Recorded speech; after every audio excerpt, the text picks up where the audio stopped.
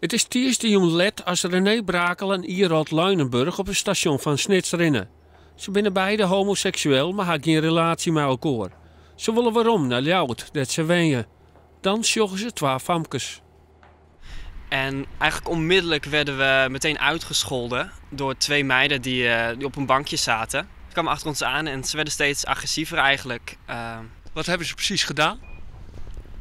Schelden, spugen. Ja, uiteindelijk gekrapt dus. Maar het was voornamelijk woorden en spugen in het begin. Ze stappen in, maar de beide jonge belagers van de schatting 16 uur lieten de man net maar rest. In de trein gaat het gewoon terug. Nou, toen we eenmaal gingen zitten, toen kwamen ze nog steeds op ons af.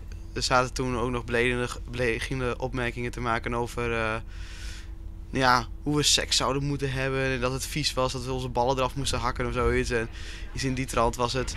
En toen heb ik gevraagd aan de dames of ze wouden kappen. Want anders zou ik de politie bellen. Gingen we door, dus ik ging inderdaad de politie bellen. Maar toen werd waarschijnlijk het heet onder de voeten. En toen heeft ze een uithaal gedaan naar mijn gezicht. Dan, vlak voordat de trein vertrekt, springen de dierders eruit. De man kon de famkes nog correct op de foto zetten. Daarmee beziekert de politie de dierders op te sporen. Homobelangenorganisatie COC is botskrokken. Het is onvoorstelbaar dat het in deze tijd nog steeds gebeurt. Dat mensen onvallen worden op hun geaardheid, op hun eigen wezen, zeg maar.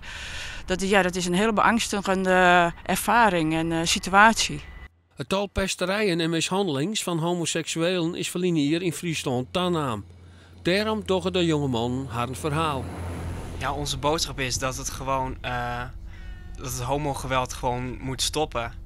Het is gewoon nergens op gebaseerd. Wij hebben hier niet voor gekozen. Wij worden zo geboren en daar worden we gewoon keihard op afgerekend. En dat willen we bespreekbaar maken.